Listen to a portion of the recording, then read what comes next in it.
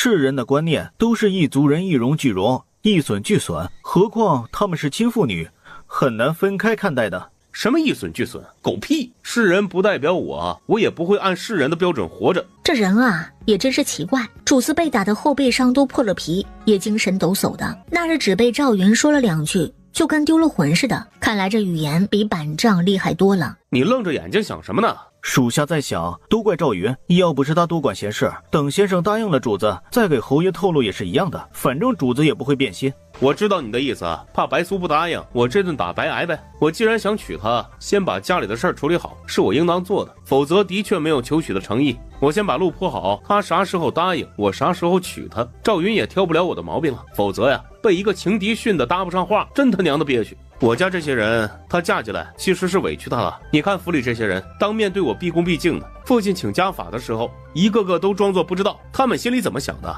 可想而知，这家里除了父亲，剩下的人，哼哼，几个小公子不一定知道，或许是忙着功课，不注意这些事，也说不准。何府的人都知道我挨了家法，他们会不知道？他们一个个的都对我这边的事儿关心着呢。你说要这么多弟妹有什么用啊？楚寒摸了摸肿起来的半边脸，我这脸肿的得好几天没法去白苏家了。你说我父亲也是，每次都打这边，若两边打也能显得匀称点，非得怎么顺手怎么来。属下听福来说过，脸肿了先用冷水或者冰块敷，隔天再用剥了皮的煮鸡蛋滚，也就是热敷，好的非常快。说是白先生教的，要不主子也试试？笨蛋玩意儿，现在才想起来，还不快去弄冰块去啊！第2天得知楚寒果然没有去上职，猜测伤不轻，遂请来楚明询问。太子本来是恼怪楚明心狠，想质问他几句，等楚明把经过一说，又觉得表弟这么胡闹，怎么打都不为过。侯爷打算怎么处理此事？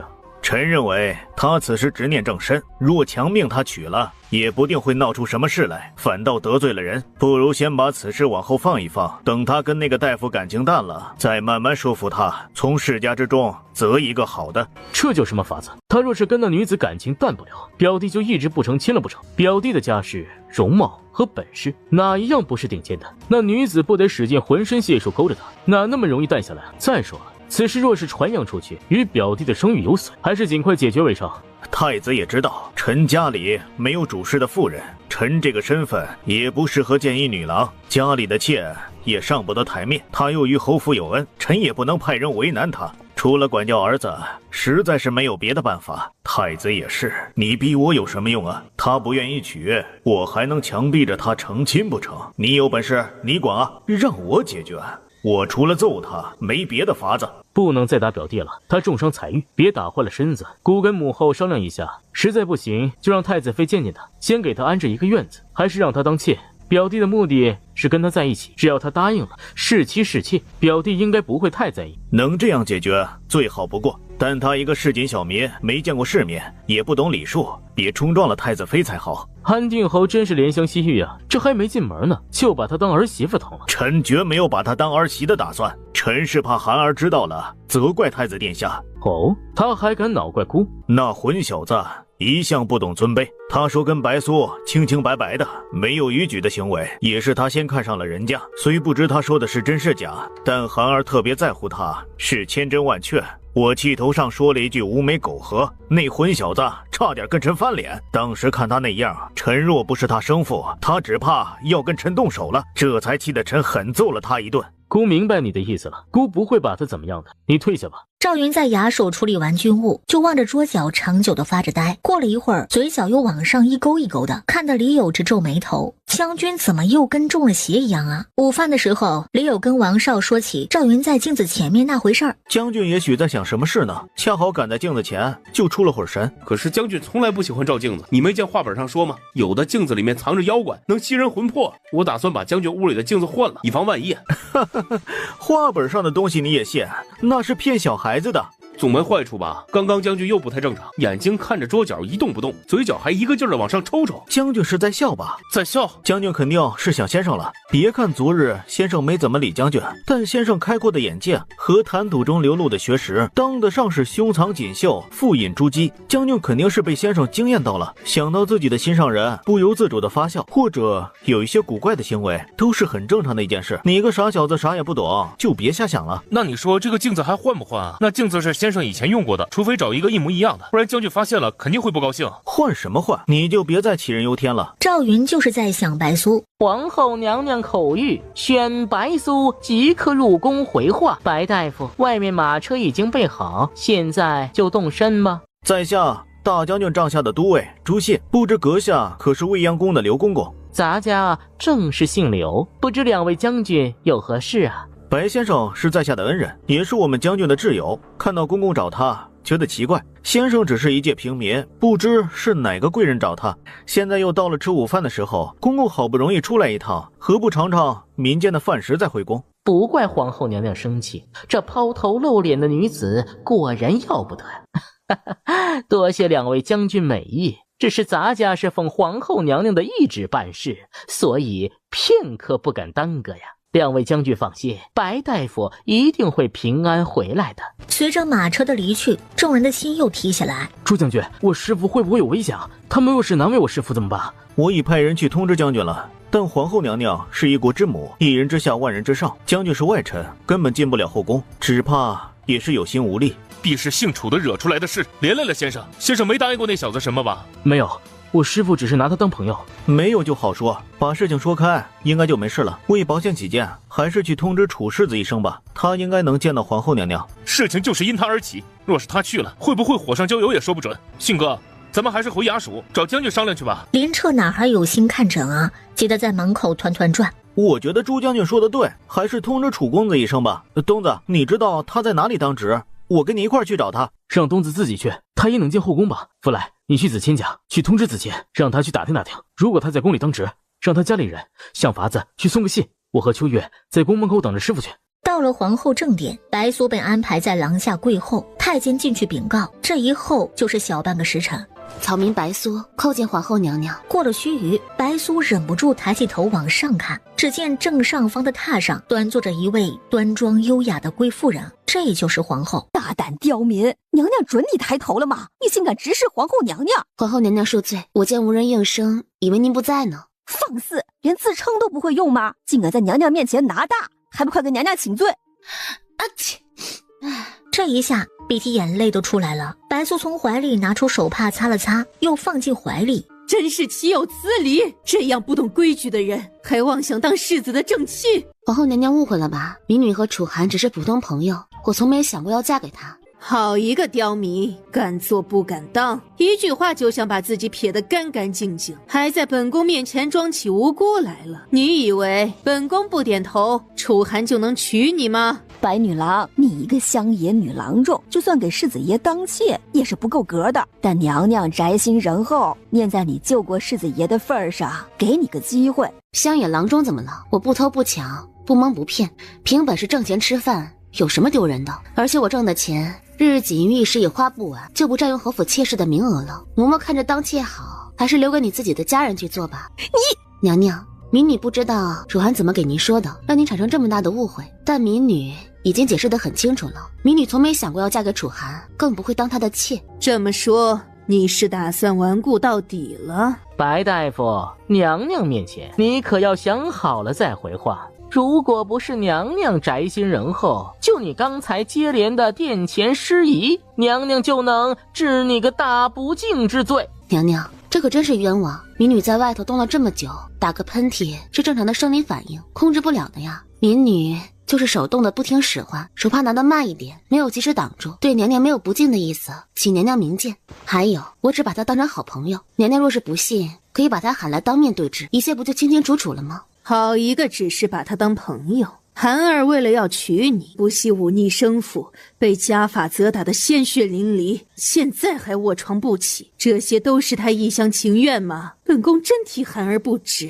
你一介民间女郎，不懂规矩，本宫可以不计较你失仪之罪，但你不该得了便宜还卖乖。楚寒挨打了，不是说好了以后做朋友吗？他这又是闹的哪一出呀？你以为婚姻大事是他能做主的吗？安定侯会允许他胡闹吗？你若心里有他，就该安安静静的按嬷嬷说的做，如若不然，本宫就做一次恶人，赐你去道观修行，也好绝了寒儿的念头，省得他做出辱没门风的事来。哼，我没有任何过错，为什么要出家？你们以己夺人，把我想成是龌龊小人，实在是荒唐。不知楚寒有没有告诉你们，我是前丞相白染之女，什么样的富贵没见过？我还是赵云的前妻，我连大将军的嫡妻都不稀罕，会稀罕乱糟糟的侯府世子正妻？你是罪臣白染的女儿，还是和离女？刘公公和那嬷嬷也是一脸惊讶。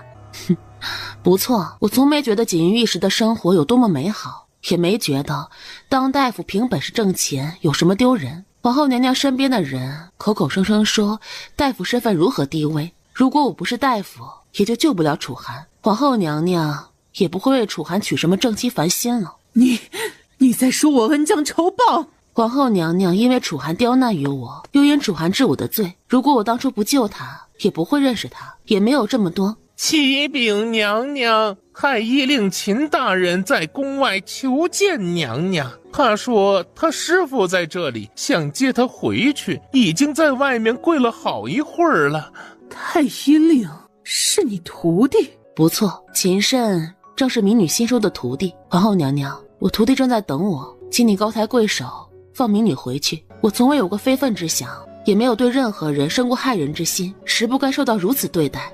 娘娘，既然白女郎是这个身份，那就没有进侯府的可能了，世子也不宜再与她交往。娘娘，白家人万万沾染不得呀！白苏说的也没错，她没有攀附寒儿，又救了他，再处置于他，也良心难安。你起来回话吧。你救了寒儿，或许也没生过不该有的心思，但你的身份不宜再与寒儿做朋友。只要你皇上驾到！皇上万岁！万岁！万万岁！草民白苏叩见皇上。平身，都免礼吧。谢皇上。果真是太傅的女儿，你做男子打扮，真是跟太傅年轻的时候长得一模一样。平身吧，怎么还跪着呀？皇上知道他的身份，竟是专门为他而来，并且皇上何时对人这么和颜悦色过？回皇上，民女跪的时间太长，两条腿又麻又疼，根本就不听使唤，请皇上允许民女在地上坐一会儿，缓一缓再起身。皇上脸色一沉，扭过头看了皇后一眼。皇上明鉴，他满打满算才来了半个时辰多一点。皇后的意思是跪着半个多时辰不足以这样，对吧？皇后要不要亲自跪半个时辰试试，看看能不能站得起来？皇上恕罪，臣妾知道错了。罢了。皇上看着白苏酷似太傅的脸，强忍泪水的倔强模样。不长眼的东西，还不快去把软榻抬过来给女郎坐。软榻抬过来，白苏随即坐在上头，只一起一坐两个动作，已经疼得脸色发白。快传太医令！皇上沉着脸扫了皇后一眼，迈步坐到正中的高榻上，看着软榻上的白苏，陷入回忆中。白染对他的影响甚至超过了先皇，若没有他这些年谆谆教诲，自己能不能顺利登基都不好说。所以赵云去求他去皇后宫里看望前妻白苏的时候，他毫不犹豫就来了。臣秦慎叩见皇上，叩见皇后娘娘。皇上万岁万万岁，娘娘千岁千千岁。爱卿平身，谢皇上。爱卿，白苏被皇后跪罚了一会儿，朕看她脸色不好，你看看她有没有什么大碍？是。寒气所侵，你让她在外面冻着了。皇上，臣妾不知道他有腿疾，如若不然，臣妾万万不会让他长跪的。皇上，我父亲一直夸赞您是明辨是非、仁德爱民的君主。今日民女想请皇上给分辨一下，看看民女的行为是否有不妥当之处，应不应该受今日之苦。太傅真的这么夸过朕吗？何止是夸过，皇上一直是父亲拿来教导我们兄妹几个的榜样。父亲说，皇上从小就雍和纯粹，勤勉聪慧，长大后依然勤勉为正，明辨是非，定能成为一代明君。所以民女一见到皇上就知道自己的委屈，定能分辨清楚。完了，白苏这个夸赞太管用了。男人不管多大年纪，都跟个孩子似的，特别在意长辈的评价，尤其是这种巧妙的夸奖。朕正想问问事情缘由，白苏，你不必伤心，若有委屈尽管道来，朕一定替你主持公道。事情的缘由皆因楚寒而起。几个月前清晨，民女带着仆人上山采药，刚出城门不久，就见一个人浑身是血的昏迷在路边。这人是楚寒，救楚寒的那个民间大夫是你？不错。朕还见过他的伤口，若是没你，他早死了。这话他还对朕说过，朕只是不知道他所说的恩人竟然是太傅的女儿。救人只是出于本能，恩不恩的我也没往心里去。本来我和楚寒相处得很愉快，直到前几天他突然跟我说喜欢我。皇上，我拒绝他不是因为他身份贵重，觉得我配不上他，而是觉得他不是我想找的那个人。我虽然是一介平民，但也从没觉得自己的身份低人一等。自尊自爱的确是太傅的家风。我以为此事和楚寒说开了就好了，可是就在今日，皇后娘娘突然把我宣进宫来。我知道娘娘是误会了，于是对她再三解释，可是没人信我半句。娘娘身边的人一口一个乡野郎中，对我极尽贬低。皇上，那都是误会。皇上你也知道，寒儿可怜，从小就没了母亲，臣妾一直拿她当亲儿子一样对待。臣妾听说寒儿要闹着娶她，为此被安定侯打得鲜血淋漓的，这才一时冲动说出来的气话。说话要三思而后行。你的寒儿没母亲，你可怜她护着她，白苏只身一人在京城，就不可怜了吗？她没人护着，就能随便让人欺负了吗？是哪个奴才指责白苏了？自己滚到外面去长嘴！奴才知罪，奴才该死。皇后身为一国之母，不辨是非，言语不慎，致使无辜之人受苦，罚俸3个月，补偿给白苏，以作惩戒。臣妾谢主隆恩。白苏，让你受委屈的人都受了罚，朕这样处置，你可满意？民女不要皇后娘娘的补偿，身体上的伤，时间长了或许可以痊愈。若此事没有一个正确的说法，民女心里的创伤恐怕永远都无法愈合。师父，不可！师父，慎言，三思啊！师兄还在宫门口等着师父呢，咱们谢恩赶快回去吧。我自有分寸。白苏，朕知道你是无辜的，如果你还是觉得委屈，朕可以补偿你别的。你想要什么补偿就说出来，朕都依你。皇上，民女什么补偿都不要，民女也不是想让皇后娘娘道歉，民女只是想把这个事情……白苏话没说完，又有太监禀告说世子求见。皇上一听罪魁祸首来了，立即把楚寒宣进来。皇后没法道歉，让楚寒给白苏赔个不是，也能让白苏消消气吧。臣楚寒叩见皇上，叩见皇后娘娘。平身。谢皇上。刚挨了家罚，怎么能起来呢？不说好好在家躺着，带着伤跑那么远，伤口又得崩开了。姨母，不流血了，只是一点皮外伤，一点都不疼。姨母，您没把白苏怎么着吧？她什么事都不知道，是我对她一厢情愿。没有，她不是在那儿好好的坐着呢吗？本宫知道误会了她，说开了不就没事了吗？白苏，你还好吧？只要这事儿不分辨得明明白白，楚寒以后的婚事若是有任何的不顺他们心意的行为，侯府的人就会怪到自己头上。我对你既失望又生气。白苏，你别生气，我知道错了，我真不知道是这种结果。姨母，您把他怎么了？他脸怎么这么苍白？您是不是难为他了？哼，指责你姨母倒是振振有词，要不是你小子犯浑，哪有这么多事儿？你过去给白苏赔个不是，以后说话办事啊，过脑子，别什么事都是想当然。是皇上。白苏，你救我一场，我没对你报答半分，还给你惹了这么多麻烦，我给你赔个不是，我错了，我知道错了。楚寒，我接受你的道歉，请你站回皇后娘娘那边去，省得别人误会什么。皇上，我知道皇上觉得这些足够补偿民女了，但民女不想要补偿，民女是个认死理的人，只想讲讲心里的委屈。民女想见见安定侯，有些事必须与他当面说清楚。有这个必要吗？皇上，此事的起因不是因为楚寒对安定侯说了什么，而是侯爷和皇后娘娘觉得我的身份不配。既然如此，只要楚寒去我那里，他们就会怪到我身上。父亲常说民可进不可下，民为邦本，本固邦宁。这些年我一直以为这句话是真理，天真的以为尊贵的人和普通百姓也能成为朋友。今日之事彻底颠覆了我的认知，如果在皇上跟前都不能把是非说清楚，那我今日就与楚寒恩断义绝，从此就是陌生人。以后再见到贵人受伤，我绝不会救；贵人生病，也绝不诊治。不是我没有怜悯之心，是我只有一条小命，贵人我招惹不起。不行，你若不能原谅我，我就在你跟前自尽谢罪，也绝不会与你成为陌生人。你个臭小子，你是不是想气死我呀？你为了一个女人，连姨母和家人都不要了。姨母，我之所以还能喊您一声姨母，皆是拜她所赐。若她因我而伤心至此，那我还有何颜面活在这世上？皇上，我父亲就在殿外，请皇上允他进来。看来白苏真的是委屈坏了。太傅说的话当然是对的，交朋友也不分高低贵贱，不然怎么会有处旧之交、车力之交呢？你也不要因为此事就对身份贵重的人有成见。今日不管你有什么要求，都依你。来人，宣安定侯和大将军进殿。大将军还在外面等着你的消息呢。既然此事3两句说不清楚，就别让他在外面冻着了。白苏，安定侯已经到了，有什么话你说就行。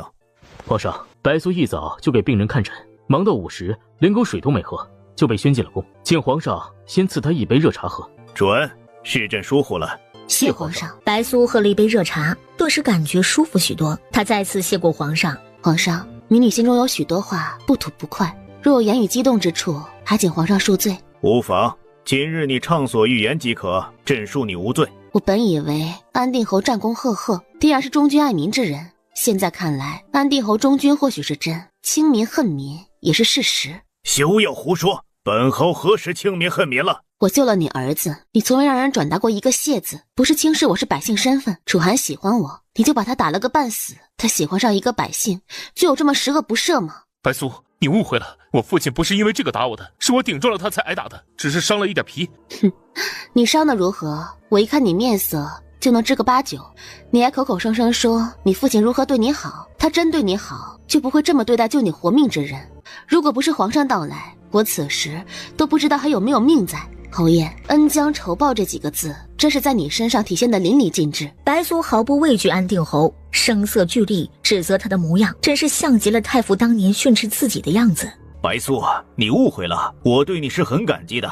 韩儿送你的谢礼，我们都是知道的。我以为我们父子谁表达谢意都一样。还有，我从来没有伤害你的想法，也没有把你，今天发生的事都不是我的本意。白苏，你不要把安定侯想得那么坏，让寒儿误会。安定侯什么也没说，是本宫知道寒儿没上职，找了他问的，才知道寒儿为了你受了家法，让你进宫，都是本宫的意思，是本宫误会了你。皇上，皇家也是天下百姓道德的楷模，是天下人学习的对象。民女所在的药铺每日接诊人数不下数百人，今日百姓皆知我被皇后娘娘宣了进宫，却因楚寒之事被罚得伤了腿，此事传到民间，百姓会怎么看？皇上心中一动，民女的家乡有句俗话流传甚广，为众人抱薪者不可使其冻毙于风雪，为自由开路者不可使其困于荆棘。若善者不得善终，谁还会去做好事？若与贵人相交，就被扣上攀附的罪名，谁还敢靠近贵人？只怕百姓遇见贵人只会躲着走。白苏说的有理，对就是对，错就是错，不能让行善之人寒心。安定侯，白苏救了楚寒的性命，你去给白苏道个谢。皇后也有过错，就由楚寒代替皇后给白苏赔个不是。本宫有错可以认，你身为女子，不知道与男子保持距离，难道你就一点错都没有吗？皇上，娘娘，臣这里有份证据可以证明白苏的清白，里面有世子去白苏家里的时间和次数，而白苏连侯府所在的大街都没有去过一次。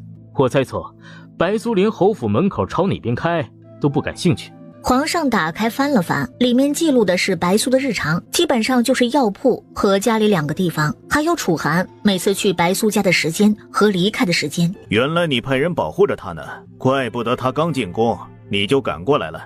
因为白苏至纯至善，总是为救病人性命，不顾自己的安危。上一次为救人，给一个难产的妇人剖腹产子，差点被人扣在府中。微臣实在不放心啊，又因为以前的事对他心怀愧疚，才让人暗中保护他。剖腹产子，白苏竟然有这等逆天的医术！启禀皇上，此事微臣也知晓，因产妇是横生，且胎儿巨大，没有我师父在，10之8九会一尸两命。那产妇剖腹后活下来了吗？母子皆安。剖腹第3日的时候，微臣跟随师父去给那产妇复诊，产妇已经能下地行走，还能亲自照管孩子。世上竟有如此医术！秦爱卿，白苏的医术可比你强多了吧？微臣惭愧，别说我与师父比，就是我师兄都比臣强出数倍，甚至师父身边的小厮都有许多方面比微臣强。不愧是太傅的女儿，也只有太傅才能培养出这样的旷世奇才来。皇上既然提到了父亲，民女也想说几句。大哥常说，我们白家兄弟子侄几十人加在一块儿，都不及皇上在父亲心里的1/10。皇上或许不信，但父亲真的……朕信。太傅是什么样的人，没人比朕更清楚。父亲近几年犯了不少错，民女知道，那是因为父亲患了病，犯病后控制不住自己的脾气，错是错，公是公。父亲为了大周殚精竭虑几10年，到头来人们只记住了坏的一部分，好的全忘光了。太傅生病了。启禀皇上，师祖近几年夜不能寐，命臣诊治过许多次，皇上是知道的。师傅说师祖是忧虑过度，忧思一意引起的情志之病。朕当时以为太傅年纪大了，睡眠不好很正常。父亲的病是忧虑过度引起的，是心理疾病，药物起不了多大作用，别再过度操劳，慢慢调整调整就会好很多。父亲病症开始的时候辞官就好了，即使功成身退，就不会落个晚节不保的下场。这不怪太傅，你不要怪他。太傅辞过官，是朕没准，朕不知道太傅患病了。皇上，微臣这几年不在京城，不知道白象做过多少错事，但臣通过白苏的善良，就知道白象绝对不会是恶人。求皇上念在白象过往的功劳上，法外开恩，给白象证明。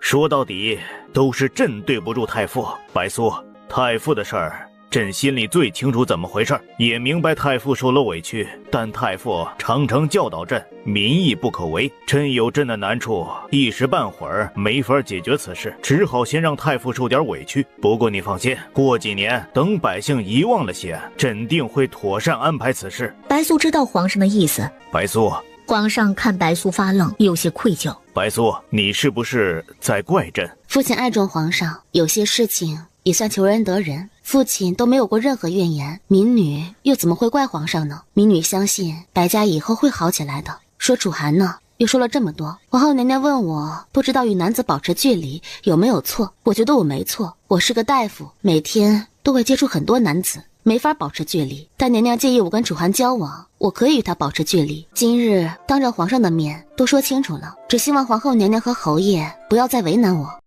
不会不会，绝对不会。白苏是韩二的恩人，就是安定侯府的恩人，安定侯府的人绝不会为难白苏。白苏若有需要，尽管派人吩咐一声就行。楚寒，希望你理解我。皇上，那民女就告退了。皇上看白苏颤巍巍站起来的样子，心里对白冉的愧疚一下涌现出来。白苏，你年轻女郎，在京城谋生实属不易。你是太傅的女儿，论起来算是朕的师妹。太傅不在京城，以后就由朕来保护你。来人，赐白苏丹书铁券1枚。这丹书铁券象征着荣誉和特权，是历代帝王赏赐给对国家有大功之人的，就这么赏给白苏了，这太离谱了吧！臣替白苏谢皇上隆恩。臣也替白苏谢皇上隆恩。民女谢皇上隆恩。哈哈哈，都平身吧。以后除朕以外，你谁也不用跪，再也没有人敢欺负你。若不想见楚寒他们，直接命人把他们打出去即可。谢皇上。皇上，都说皇上是万民敬仰的95之尊，高高在上，庄严端重，神圣不可亲近。可是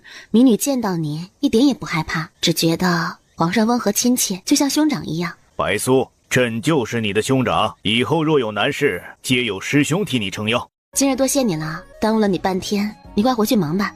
多谢将军，无需言谢，都是应当的。我想送你回去，可以吗？不用了，我没事，早就缓过来了。当时就觉得有点生气，我回去吃点东西，睡一觉就好了。子由，照顾好你师父，别让乱七八糟的人打扰他休息。是。秦胜给林彻简单说了几句，招呼着白苏上了马车回去，也回宫上职去了。林彻上了马车，迫不及待地追问白苏的腿伤。没什么事，当时觉得又麻又疼，缓过来就好了。我是心里生气，故意说的严重点，总不能让他们白欺负不是？师父，您是安慰徒儿了吧？子谦说您当时的脸色都疼得发白了，您腿好不容易才恢复好的，这次又得养好些天了。这次和上次不一样，腿真没事，就是气坏了是真的。主子，到底发生了什么事啊？您给我们说说吧。白苏简单的把进宫的经过讲了一遍。师父，楚公子这次实在是太不像话了，师父对他又没那个意思，他非得整这么一出。叫徒儿说，他虽无意害师父，也不可原谅。还有啊，他身边尽是一些权势滔天又看不起人的人，不如与他断交才好。他家里人未免想的也太美了，这是想背着楚公子，逼迫主子同意做妾，然后让楚公子娶妻纳妾两不误。定是他没与家里说清主子的身份，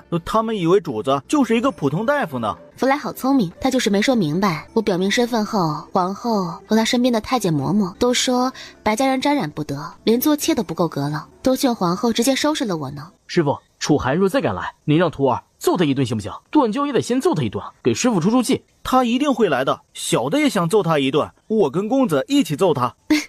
你们胆子不小，就算不怕他世子的身份，你们不会武功，打得过他吗？哼，打不过也得揍他，不然师傅要我这徒儿有何用？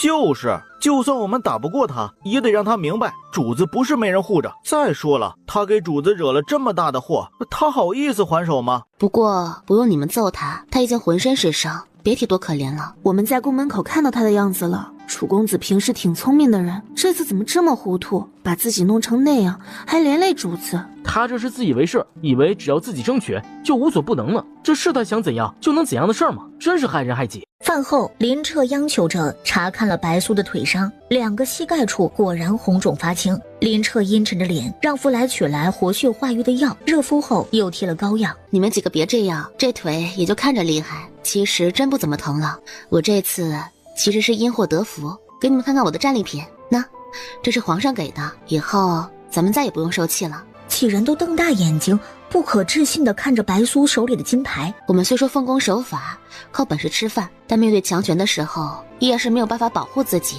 有了这东西，咱们就算有了保命符了。师傅，这东西是不是代表皇上心灵啊？我们几个是不是得跪下啊？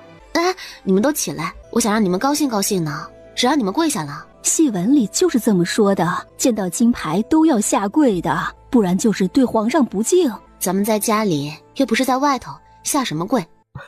师傅，皇上怎么赏赐您这么重要的东西啊？您就算受了委屈，这补偿也太重了吧？沾了你师祖的光了，皇上对你师祖的感情还是很深的。主子的眉眼处长得最像老爷，行为举止也与老爷越来越像，又是一身男装，皇上不是把主子当成老爷了吧？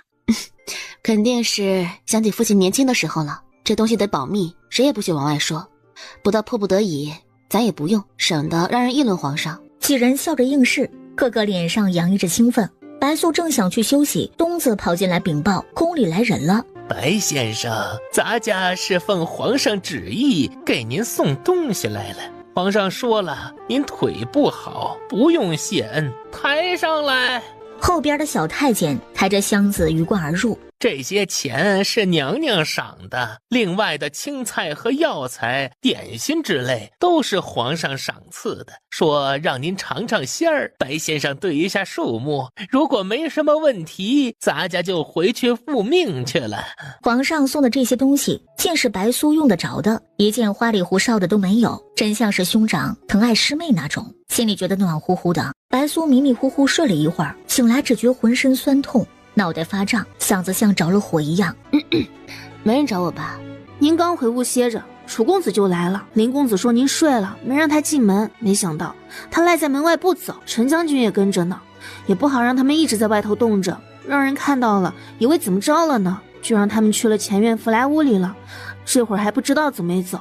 他的性子不大可能会走，让弗莱请他过来。哎呀，您这是冻着了，说不舒服就跟他说您不能见客，让他直接走得了。让他走了，他明日还会来，还不如早点说清楚。师傅，您发烧了，让徒儿给您诊下脉吧。必是冻着了，弗莱，快去给你主子拿药去。还需你吩咐吗？主子早准备了。你们不必担心，我的病我自己最清楚，只是受了一点凉，我已经服过药了，明日就会好了。哼，都是你把师傅害成这样的。你以为就你心疼吗？我比你还难受呢。让你们打，你们又不打。别吵了，白苏，你别生气，他们2个没完没了的，数了我半天了，真不如打我一顿痛快。若不是主子吩咐，早揍你了。主子要我说啊，就依着他，先打他这嘴巴一顿，这嘴给主子招灾惹祸不说，还一句不受，就是欠揍。好了，你们几个去厢房歇会儿，我跟楚寒单独谈一谈。再解释你也受委屈了，这些都是我预料不到的事情啊。白苏，我宁可自己受伤1万次，也不愿你受半点的伤害的。我相信你的话，我也大概能猜到你是怎么跟你父亲说的，但你真的把爱这场打了。楚寒，你想要的感情我永远都给不了你。我不强求的，我说了都听你的。你不要再这样了，我不会喜欢你。不仅是现在，你清醒一点吧，不要再在我身上浪费时间了。在我这里，你永远都不会得到回应的。你不能说的这么绝对啊！你想要的，我都能做到。你不喜欢自由、尊重、一生一世一双人吗？这我都能做到的。楚寒，不仅是这些问题，我们的理念不同，是没有办法成为夫妻的。理念不同？你是不是嫌弃我以前那些事？我都改了，也没有去过那种地方。你不能因为我5年前的错事否定我，这对我太不公平了，白苏。你别激动，我们心平气和的聊聊。先说自由，你知道我今日最气愤的是什么吗？他们一口一个乡野郎中，看不起我的职业，这可没有任何误会，我就是一个郎中，只这一样就做不到自由和尊重。我可以一生都不嫁人，但绝不可能为了嫁人而放弃行医，一生一世一双人，你就更做不到了。我从前是没觉得那些有什么不妥，但人的看法是可以改变的。我早就打算只与你一人相守，真心喜欢一个人是可以为他做任何事的。我对你没那个意思，你的思想就适合找个对你3从4德的妻子，我是真的不适合你。你对我没那意思没关系啊，我可以等的，等多久都没事。我满心满眼都是你，你为什么不能给我一个机会呢？感情这东西啊，真是麻烦。楚寒挺爽利的一个人，怎么这事儿就跟他说不明白呢？你别哭了，多大点事呀。我看你真是越来越像小孩了。我心里难受，本来一切都好好的，怎么成了这个样子了？楚寒，感情的事真的勉强不来。你这么聪明的人，怎么拿得起放不下呢？还口口声声说听我的话，我都说得这么明白了。你若再这样认死理，咱们真的连朋友都没法做了。我听你的，你说保持距离，我就少来2趟行不？我早就把你当成家人一样了，你不能因为我姨母他们做的错事，就跟我恩断义绝吧？谁跟你恩断义绝？曾经的友情和那些往事还能一并抹去不成？但从宫里回来后，我想了很多。我们虽然是好朋友，但到底是男女有别，还是注意一点好。我们以后不能再这样频繁的交往了。你太狠心了，你一次也没找过我，不来不往的，这跟恩断义绝有什么区别？你让我少来2次可以，或者你指个日子，允许我哪天来看你都成。你总不能不让我见你吧？我不单想你，我还想福来他们呢。你这样还是放不下。楚寒，人生很短，你我之间有过很愉快的一段友情就足够了。既然这段感情发生了变化，给我们带来了困扰，就得及时止损，你才能投入到下一段感情中去。等你真正放下了，就不会觉得我狠心了。你想福来又不是见不到，就算不常见面，我们也是朋友呀。你有需要我也会帮你，我有事儿也会找你帮忙。过年过节的时候，我们也可以在一起聚聚，这样好不好？好，我都听你的。我今儿还能不能在你这儿再吃一顿饭？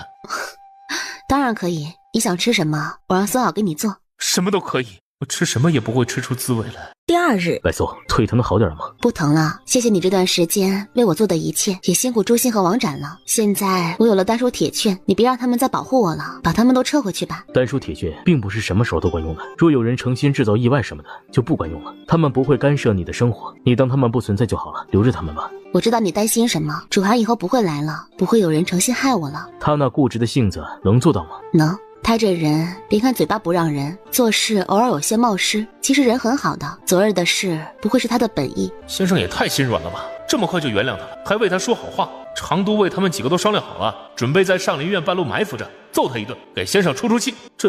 这下不能揍了吧？虽然危险少了很多，但常言道，行高于重，人必非之。你才华太过出众了，本身就比别人危险多一些，还是有他们安全一些。我知道你们是好意，但我一介平民，让禁军兴师动众的保护我，实在不妥。朱信、王展都是校尉，不要让他们做这些暗卫的活了，都撤回去吧。你们对我太好，我什么也回报不了你们，心里会有负担。我以后做事会小心谨慎。就你这眼里不揉沙子的脾气，还敢跟皇后争论个对错吗？碰见病人生死关头，定然会不管不顾的，以人命为先，哪里能谨慎得起来啊？师父明显是拒绝将军，不愿意接受他过多的照顾。但将军说的也非常有道理啊，大夫的本能就是救死扶伤，何况师父这样满腔热忱的人。白素，昨晚我想了一夜白象的事儿，越想越觉得以前对他的看法不正确。我们西征的时候，白象对我们帮助颇多，我们却都在背地里骂他。以后有机会，我一定给白象磕头道歉。你不必觉得禁军保护你有什么不妥，他们原来都是西征军的，若没有白象费心筹集粮草，能不能活着回来都是两说呢。为你做一点微不足道的小事儿，又有什么呢？当兵吃粮，天经地义，何况是他们为护卫国家抛头颅洒热血，征战沙场的时候，就算举全国之力供给给将士们，也是应当。吃口粮食还要记人情分，还要他们报答，就太苛求他们了。你是这么看西征军的吗？是啊，我对所有的将士都很尊重的。赵将军，你不必对我心存歉意，也不必把我们当初吵架时说的话放在心上。你和你手下人不欠我什么，以后就不要再保护我了。这是想跟自己划清界限吗？被皇后的话刺激到了，还是被楚寒缠的，连自己也防备上了？白素，你喊我名字吧，提名带姓的喊也行，喊我赵将军就太生疏了。而且以前我的确忽略你太多，让你受了不少委屈。就算没这些过往，禁军的责任就是保护京城百姓，禁军保护你也是职责所在啊，不用你称什么请的。喊你的名字虽然适合朋友间的称呼，但我觉得称呼你将军更显尊重。禁军保护百姓是职责所在，单独保护一人就不妥了。好，既然你执意如此，我就让他们回衙署。白素，我不希望你跟我这么生疏，我们曾经是家人，现在又是朋友，有什么事都不必跟我客气的。谢谢你，有了不得已的事还是会麻烦你的，但经历了昨日的事，我思虑很多。我是当大夫的，虽然与男病人无法回避，但私下里还是决定避讳一点，以免给人造成不必要的误会。窈窕淑女，君子好逑。思慕一个人本来没什么错，但楚寒明知道他自己的事做不了主，根本就无法娶你，还一直异想天开，不管不顾的，就不妥当了。不是我指责你的朋友，我是真的看不上他的行为，明明狂妄自大，自私自利，还口口声声说报恩。就算没有恩情，真心喜欢一个人，也当把喜欢之人的感受放在第一位，而不是只想着自己的私心。师父，您的行为真的没有不妥当之处啊！他大老远跑过来，您总不能不让他进门吧？他伤心难受是不假，但这都是他和他家里人造成的呀，跟您没关系啊。这个赵云平时呆呆的，这次怎么这么能说？我只是想让你明白，我无意与你交往的意思，只是一种拒绝的表达。你怎么还分辨上了？不是应该听明白后直接告辞才对吗？他是没听明白我的意思吗？白素，你不要因为楚寒的行为就杯弓蛇影了，以为天下男子都跟他一样，因他的纠缠就对别的男子也避而远之，那对你对别人都不公平啊。我才没有杯弓蛇影，这还叫没有啊？为了避讳一再拒绝我派来的人，连自己的安危都不顾了，还对自己毫无过错的行为产生怀疑，甚至想拒所有人于千里之外。想到这儿，我就想揍楚寒一顿。我拒绝你的人保护跟他没关系，理由我也说得很清楚了。他在这件事情上虽然有些任性和思虑不周，但他对人真心实意，一片赤诚，而且对我也一直遵守着礼仪，一点逾矩的行为也没做过。朋友之间相处还是要看人长处，多记人好处的。我只知你对他恩深义重，没看出他为你做过什么好事。那是你不了解，楚轩女与他一起去曹府救我那次，他还帮了我11节。赵云上次在这里遇到白沁和孔俊，就猜出一些，果然如此。收拾一个七品御史，对他来说就是件举手之劳的小事。这对你们这些权贵来说是举手之劳的小事，但对于11姐来说，跟救命之恩也差不了多少。算他做了一次好事，我本无意评论他的是非，是你往自己身上揽不是？我气不过才多说了2句。你不喜人保护，我就把朱信王展带回去，遇到事情一定要派人告知我，莫要一个人逞强。那你好好休息吧，我就不打扰了。白素编了半天的拒绝词，就这么无疾而终了。赵云刚起身离开，林胜夫妇就来了。师父，我父母不是外人，您身上有伤，安坐在屋里就好了，徒儿去营养。这就是福来吧？彻儿一直夸你聪明能干，勤快又忠心，今儿一见呐，果然是个灵秀通透的好孩子。多谢夫人夸奖。福来穿的锦袍还是夫人派人送的，福来一直想给夫人磕个头，一直没机会拜见，今儿可是见着夫人了。彻儿拿你当弟弟，我们自然也拿你当子侄看待，不用见外的。福来笑着站在一旁，接过林家下人手里的礼品。父亲母亲，快去屋里说话吧，师父还等着您呢。看你这么欢喜，你师父定然没有大碍。先生定然是无碍，要不然彻儿早哭鼻子了。父亲，您还笑话儿子？儿子见您和母亲来了，自然欢喜啊。当然，师父也没有大碍，昨日有些发烧，服了一包药就退了烧，今儿已经康复了。林先生，林夫人，欢迎你们，白素有礼了。先生悉心教导彻儿，按理说我这个当母亲的早该来拜见先生了，但知道先生繁忙，不敢过来打扰，一直拖到现在，先生莫要怪罪才好。夫人说笑了，我虽是子由的师傅，但我岁数小，又一直受您和林先生照顾，在我心里是把您和林先生当长辈一样敬重的。不管岁数多大，先生也是彻儿的师傅，辈分在那里摆着呢，就是我们林家敬重之人。对，礼不可废。彻儿若是敢轻慢先生，先生狠狠责罚即可，打不死就行。儿子哪敢啊！儿子敬师傅跟敬父亲母亲是一样的。又让你们破费了。先生太客气了，您千万别跟我们见外呀！您对彻儿的恩情，我们林家怎么感谢都不为过的。白先生，这是我们全家人对您的一点心意，请您千万不要推辞。这怎么行？这太贵重了，万万不可。原来林胜递给白苏的是一张铺子的房契，卖方姓名写着胡银，经手人写着叶仆叶掌柜，买方姓名写着白苏。师傅，这有什么不行的呀？不说您传授徒儿的这些东西，单说洪正堂，几乎所有的伙计和大夫都受过您的指教，严格来说他们都是您的弟子，没您就没洪正堂的今天，更没有大院的存在啊！是您让洪正堂从籍籍无名壮大到誉满京城的。大院和洪正堂的收益您也知道，送您这点东西当谢礼不是应该的吗？什么应该的呀？又不是白教你们的，我还拿着提成呢。林先生请收回去，这使不得，万万使不得。请先生务必收下。您也看到日期了，这几间铺子是买来答谢您的，已经盖了官印，不能更改了。前一段时间是以前租户使用着，最近刚搬干净，本来打算重新修葺好再告诉先生，但彻儿的母亲说怕修葺的不合先生心意，不如早点告诉先生按您的想法布置，所以我们今日才过来的。白苏见林胜不接，往旁边走了一步，放到林夫人手里，请林夫人收回，盖了官印，写了我的名字也不影响什么，我1文钱都没出，怎么能白要你家好几间铺面呢？林胜为什么突然来给白苏送房契呢？原来昨日林胜回去之后和妻子诉说经过，白先生面色不太好看，下马车的时候侍女小心翼翼地扶着，走路也不如从前利索。彻儿也是又气又心疼的模样，必是受了委屈了。想必是了，皇权面前百姓卑微如蝼蚁，受点委屈避免不了。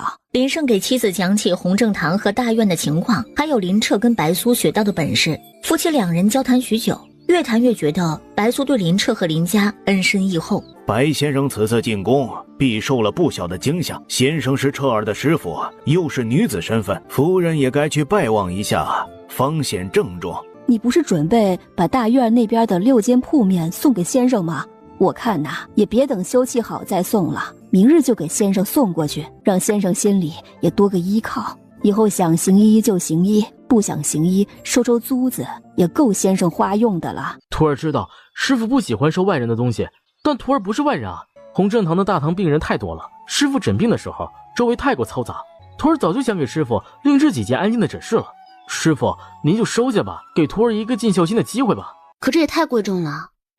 一点都不贵重，授业之恩重如再生啊。彻儿说的有道理，先生就不要推辞了，不然彻儿心心念念的一点心意先生不收啊，他又得偷偷哭鼻子了。主子，礼品不在于贵重与否，在于心。铺子虽贵重，但不及公子对主子的心意重，您就收了吧。那我就先收下了。子由，这次可以起来了吧？多谢师傅。多谢林先生、林夫人。林胜夫妇怕白苏劳累，又寒暄几句，就起身告辞。你师父虽退了烧，但脸色依旧不好，你要小心侍奉，不可掉以轻心。是，儿子知道了。劝着你师傅，让他多休息，千万不可劳累。带去的补品，想着炖给你师傅吃了。是，母亲，儿子知道了。傍晚的时候，秦慎也赶过来看望，看师傅状态不错，脉象也很平稳，遂松了口气。弟子昨日散了职，就想过来，刚出宫门就被户部尚书的管家截住，样子着急慌忙的，说是他们老夫人患了病，弟子还没答应，他们家大公子又骑马赶来，亲自来请，连来2拨人。弟子以为老太太怎么着了呢，忙去了他的府上，不成想阵仗搞得这么大，老太太只不过是伤风，有点发烧咳嗽罢了。尚书大人紧张的跟什么似的，拉住弟子反复询问，一来一去的就到了晚上了，弟子也没敢过来打扰，请师傅不要责怪弟子。怪你干嘛？你昨日为了我也在宫门口跪了许久，我还没问你有没有不适呢。没有，弟子知道的消息晚，到了未央宫门口就给太监塞了钱，太监立即就进去通报了，刚跪了一下下，皇上就到了，随后就把弟子宣进了殿了。师傅的腿受了寒气，不能小事，得好好将养一段时间才好。昨日回来就用炒盐热敷了，今日早上和中午又各敷了一次，又贴了祛风除湿的膏药，红肿基本消退了，走路也不怎么疼了。外伤并无碍，寒气难却。弟子带了几味草药过来，晚上熬了药汤，给师傅泡泡脚，接连泡一段时间，定能去除寒气。哎，你带了哪几种药啊？黄芪、桑寄生、参金草、艾草、五加皮和牛膝这6味药，我还买来一个香柏木的木桶，用来泡脚效果更好一些。我本来打算用艾叶和红花的，你这方子比我想的那个好多了。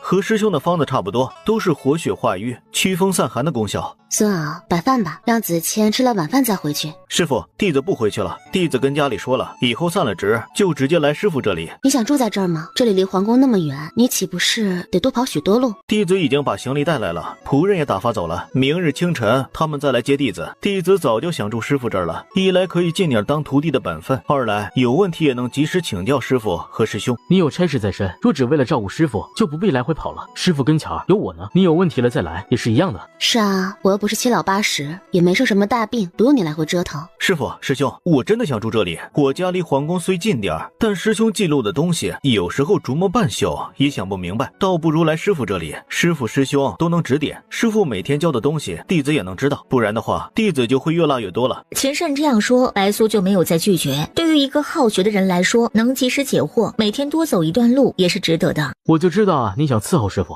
其实师傅一点也不在意这些的，从没有挑过你的理。我知道，但当人弟子的不能因为师傅宽厚就不尽弟子的本分了。师傅家人不在身边，有师兄弟在师傅跟前也稍微热闹一点，再有人来胡搅蛮缠，也多个人保护师傅。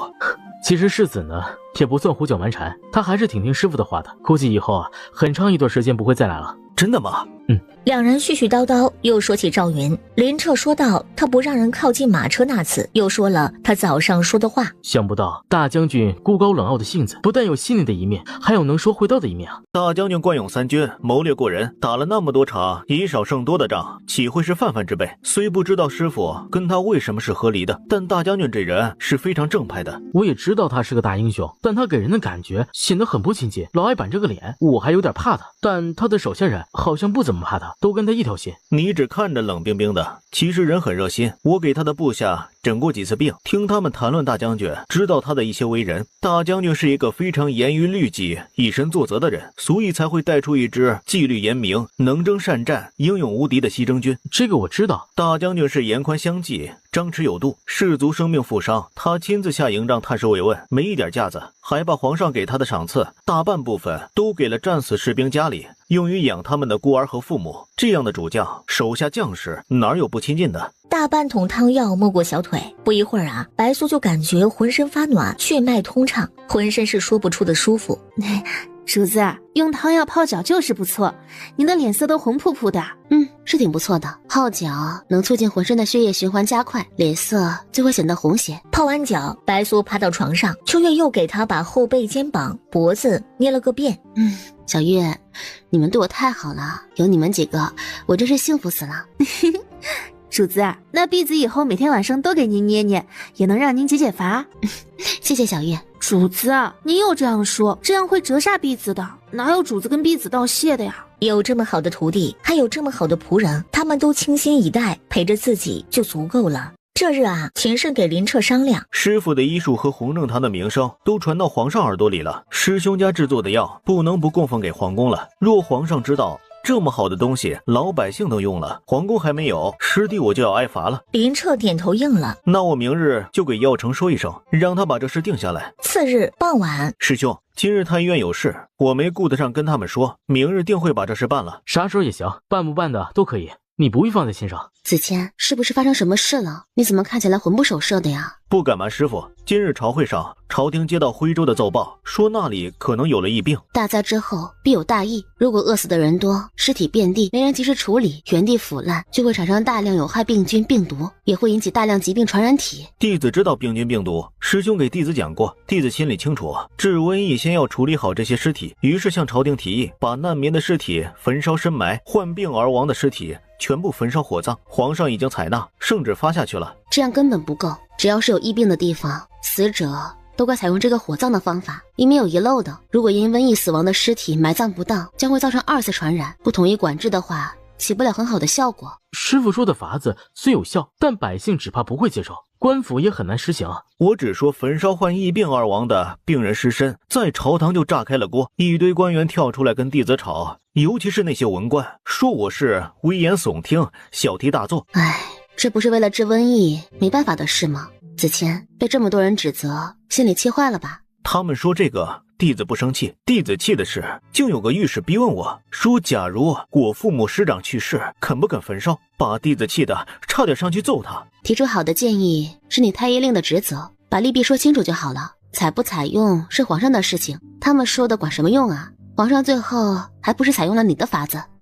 说明还是有很多人支持你的观点呢。哼，满朝文武就大将军和世子两人支持。大将军说的管用，他对皇上说，饥民难民太多，官府本来就应顾不暇，再深埋处理这些尸体，只怕会有心无力。火葬是最好的方法，否则一旦瘟疫蔓延，就会酿成十分严重的后果，一切都不如百姓的性命重要。皇上深以为然，说为了百姓的生命，非常时期就使用非常手段，百姓会知道朝廷的用心的。还是皇上圣明，那些文官白读那么多圣贤书了，根本就不了解事情的严重性。皇上是怎么应对瘟疫的？得派太医去治疫吧？弟子本来是想亲自带人去，皇上不准弟子去，命弟子从太医院选派10几个医术好的太医前去徽州治瘟疫，此外还拨款随时让太医调用。疫病是什么症状啊？说来听听。正打算说与师父师兄听，奏报上说，病人只要感染上病，发病又急又猛，基本治不活。病人的症状也各不相同，但大部分会高烧发热，接着就会滞喘，严重了就会气绝而死。还有些病人身上有血斑瘀块，都是从来没有见过的病症，当地的官员和医者一点办法都没有。弟子和太医院的太医们翻遍了医书，也没查到相似的病例，不知师父和师兄有没有听说过这些病症？我也说不好是什么病，但有一样，凡是疫病都得把防控做在第一位。还有你手下的那10几位太医也得要做好自我防护，有没有教他们一些防护措施啊？弟子教他们了，给他们讲了一些病菌的严重性，还有消毒的方法。弟子还想给师父讨要一些面巾送给他们，让他们安全加一点保障。另外，弟子还想在弘正堂选几样药品，让他们一并带去，尤其是水杨酸得多带点，虽不知对不对症，但水杨酸的退热效果是真好，用了起码能给病人争取一点时间。师傅真是有先见之明，当初研制水杨酸的时候，就是为了防备瘟疫了吧？幸亏这段时间水杨酸备了不少，不然真是被丁义那小子误了大事了。师兄让他们备好，明日一早我就让他们把这事办了，后日他们就出发了。若是有效，再派人多送下去，大洲各处的药材也会送往徽州，说不定用不了多久就会消灭瘟疫。你倒是乐观。还有解决灾民的吃饭问题也是重中之重，百姓只要还饿着，就会四处乞讨，把病毒带到各处。就是不解决灾民吃饭的问题，把疫情带到京城来都有可能啊。皇上前一段已经降旨开仓放粮了，不知道为什么还会饿死这么多人。这个我听叶掌柜说过，一到灾年饥民特别多，本地的还有外地乞讨者，朝廷给的赈灾粮有限啊，只能维持一时，根本就满足不了饥民的需求啊。唉，若是官员腐败，在层层克扣到老百姓手中时，又能剩下多少呢？师兄说的是，别说贪腐，若官员是个不顶用的，挨饿的给不到，家里有粮的倒胡乱给了，就会出乱子。唉，不管哪朝哪代，先饿死的都是种粮食的人。休沐日那天，10几位治瘟疫的太监带着草药和弘正堂的药，在将士的护卫下出了京城，前往徽州方向而去。白苏带着全家人一起去了延华寺，原主的姨娘就被原主供奉在延华寺，京城香火最旺的寺庙。福来给他说要为母亲供奉牌位，尽尽为人子的孝心的时候，他也心神一动。他们给去世的父母供奉的是往生牌位，自己也可以给父母和爷爷供奉长生牌位，为他们祈福天寿啊。阿弥陀佛，施主有礼。弟子别无所求，唯愿他们健康平安，快快乐乐地过完一生。阿弥陀佛，施主的3位亲人虽然离施主很远，不过施主放心，他们跟施主一样，都是福泽深厚之人，定会安康喜乐地过一生。师父怎知我的3位亲人离我很远？世事轮回，因缘际会，一切皆有定数。阿弥陀佛。师父，那我还能见到他们吗？无论白苏怎么问，老和尚就是一句：一切因果自有定数。羽林军的衙署里，主子，太子殿下都请您好几次了，您又老嫌侯府里的饭菜不好吃，您就去太子宫里用一次膳呗，也换换口味。不去，他宫里的菜也就那样，无非就是菜新鲜点，样子花哨点。菜再新鲜，做不出味道来，不是白瞎吗？白糟践好东西。那您也不能天天待在衙署里啊，咱们去悦来楼听曲儿，或是畅音园听听戏，或者是逛逛新开的2家酒楼，看看有没有新菜式。不去没意思。今儿是休沐日，福来知道您不当值，不会过来的。你怎么知道他不来啊？万一来了呢？他们平时那么忙，哪有时间啊？就休沐日还空闲点。你若是嫌待在这里无趣，你就自己去玩，不用跟着我。我早就想开了，不是想他，就是想那个椅子。开始那几天不吃不睡不理人，一说先生不让他糟践身子，才肯吃2口东西，这叫想开了。等福来和东子去衙署找他的时候，可把楚寒高兴坏了。福来，你主子怎么样了？发烧好了没？腿还疼不疼啊？有没有想什么法子治治？千万不能落下病根啊！主子很好，秦大人搬到小院去住了，给主子想了个驱寒的方子，每日和林公子一起熬成汤药给主子驱寒。主子说管用的很，膝盖一点不适都没有了，让你不用再记挂这事儿。那就好，那就好。他落下病根，每次腿疼都会想起我的错处，我真不想他记恨我。楚公子放心吧，主子说没事儿就没事儿了，主子也不会记恨于你。主子说与人相交该记人好处，楚公子对我们11女郎的帮助，白家都会记得。这点举手之劳的小忙他还总提，这不是应该的吗？他吃饭好不好？有没有遇到不顺心的事儿啊？主子一切都好，主子让我给你带话，让你好好过自己的日子。这把逍遥自在椅的名字，就是主子对楚公子的愿望。好，我听他的话，一定让自己活得逍遥自在。不仅是主子希望你活得逍遥自在，我们小院的所有人都希望楚公子能逍遥自在的过一生。